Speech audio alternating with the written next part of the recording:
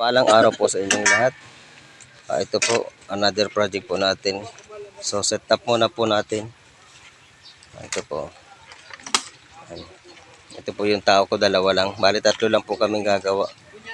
So, hanap po kami na sana at sana makakuha po tayo ng magandang tubig.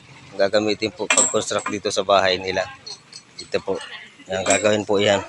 Po-construct po yan dyan. So, ito po yung tubo natin. 3 piraso lang na tubo. PVC na po gagamitin natin para maganda. Para hindi siya iwas kalawang. 1 1/4 by 10. 3 piraso po yan. Set up muna po natin. Saglit lang. Ito na po yung kabuuan ng ginawa natin kaninang pinag-drilling natin. 30 feet po ang lalim niya. Ay hanggang po bubahin. Hindi po mahirapan ang may-ari na. Ay salamat po. Thanks for watching. Naaga po sa Indigo Boss. Tanghali na ngayon. Ito set up po natin sa 2-in-1 function. Gusto po ni customer na mayroon siyang electric pump if in case na may na-blackout, mayroon siyang bumbahan. Pero more on siya gagamit po siya ng electric pump. Lalagyan po siya natin ng pressure switch. And for the meantime, pag ginamit po siya, binuksan ng gripo ng makina, tatakbo.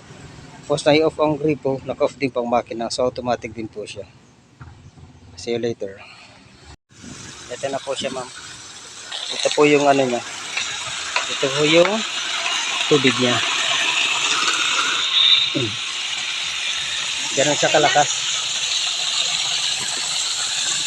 Ganun siya kalakas ang tubig niya.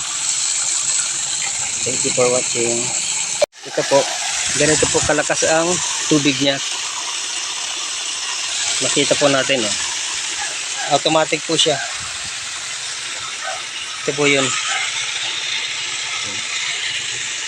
Yan. Ito po. So pag pinatay po natin yung electric pump or yung gripo, automatic siya ma-off. Ma-off ang makina natin o ang electric natin. Gripo natin. Ganun po siya. Buksan po natin.